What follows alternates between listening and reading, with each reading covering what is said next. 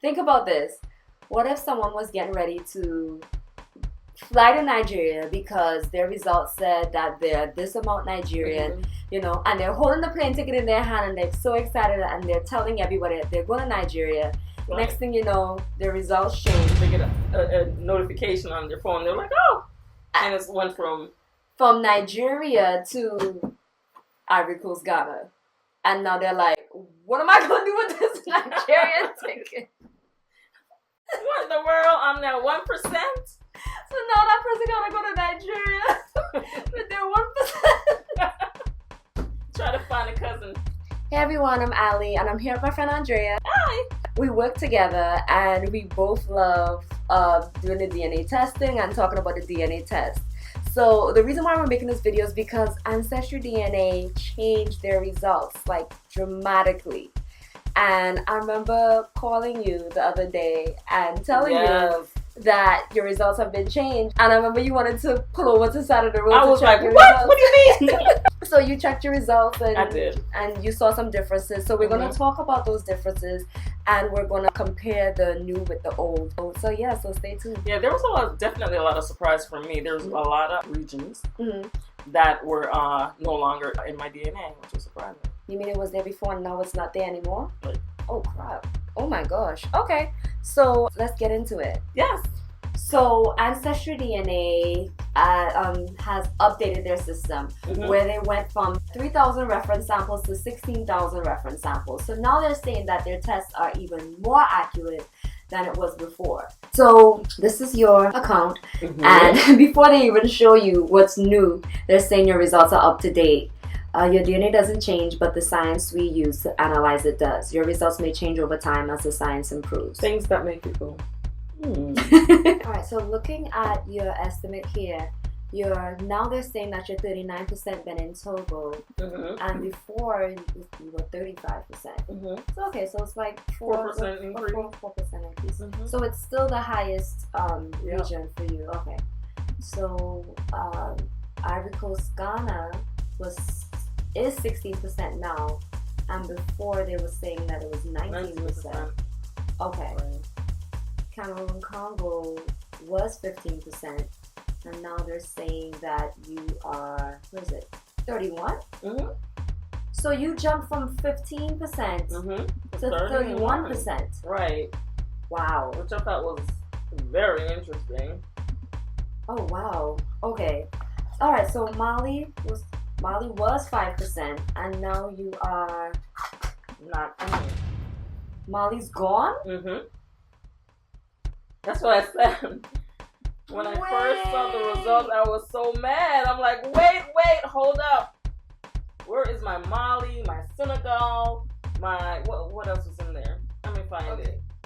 Wait. Okay. So Senegal was 4%, and now where's Senegal? It's not there. Oh snap! Yeah, Senegal's gone too. Oh my gosh. So there's a lot of stuff that's no longer in my that was originally there. Okay. That's no longer there. Nigeria went from 4% to 1%. I don't have Senegal. Europe West, North Africa, European Jewish, Africa South Central gatherers I don't have. Wow. I mean, and I liked that I was like all over Africa. I was like, I am East, West, North, South African. Yeah. And now I'm just like West African.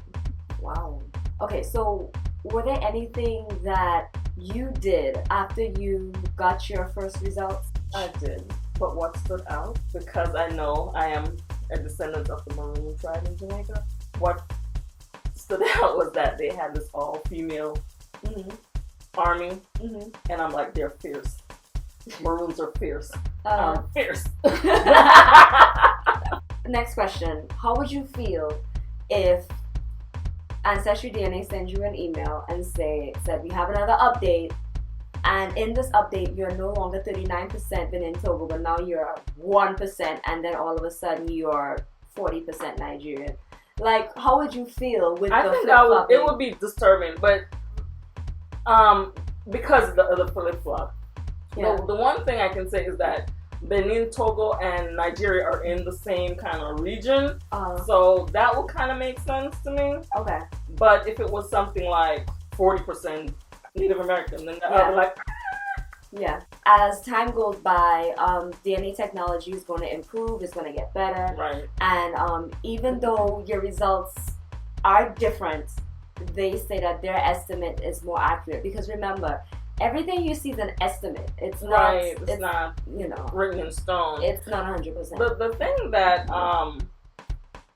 have me a little bit confused, and then I need to do more research, is to find out exactly where these regions are that are no longer in my DNA.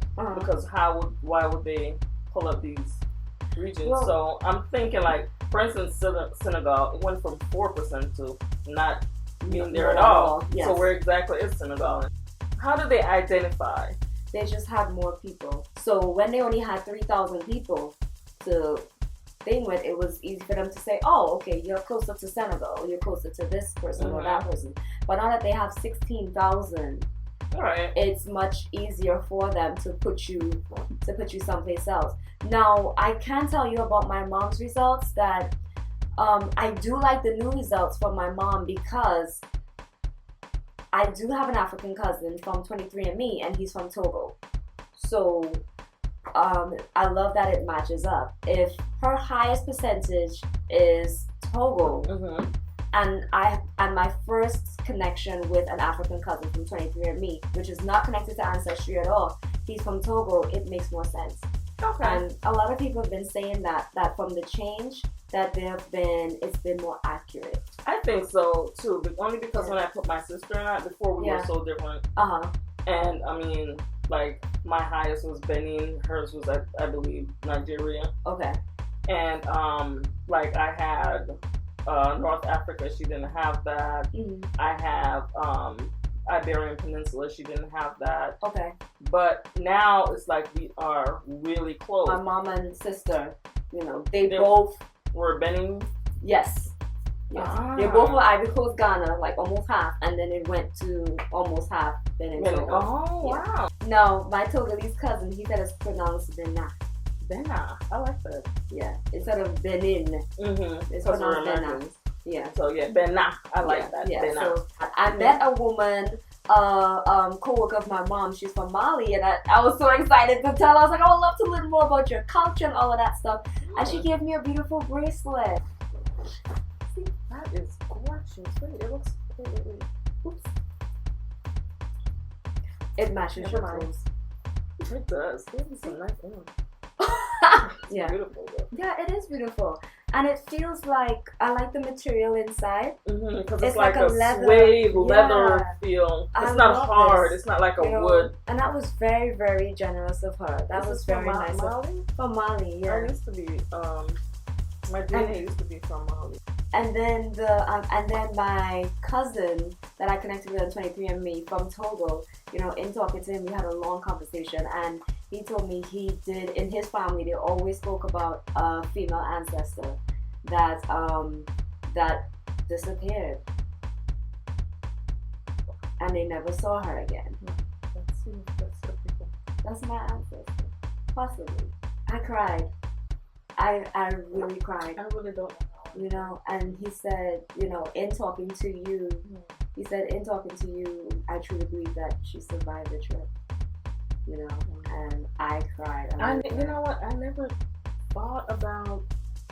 I thought about how they must feel coming from Africa, going through the Middle Passage to get to the Caribbean and stuff. But I never really thought of who they left behind and how it affected them. That's really. That's so true. Their children, their siblings, parents, grandparents. You know, like, did they see them get taken away, or did they just not come home? When they don't come home, then you just think, okay, they got them. You know, you wake up, you get ready to go to work.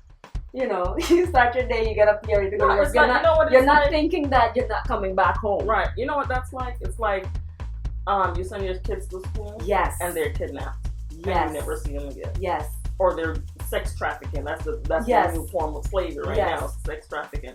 So it's like you send your daughter off and then you don't know if they're alive or not. You don't. Wow.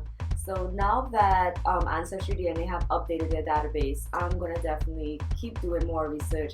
And I'm glad that they do give you a good history. They give you a lot of information that you can pay attention to and learn more about it. So the research starts there, and then you branch out from there. Right.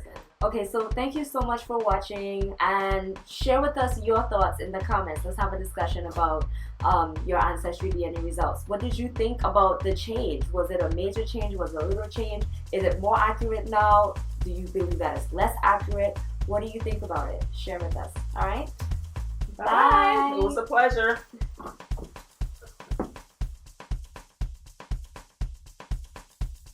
We're looking at this up here. Okay. So since you took the it's Allie, and I'm here with my friend Andrea. Hi, I'm Andrea. And this is my friend Allie. Really? Gosh. Okay, so you can actually view your previous estimate. What is all of? Wow. That's the whole of America. Oh, okay. So you American? No. Yes. I don't like that because I want that in my DNA. Because they told me it was there, and I expected to still be there. My dad, my sisters, and all of that stuff. But one thing about me is I really started. I'm sorry, go ahead. I forgot we were recording. I'm eating. I'm sorry. I will keep that carton when you're yamming your food with the big fork in your mouth. I'm putting that part in. Yeah, so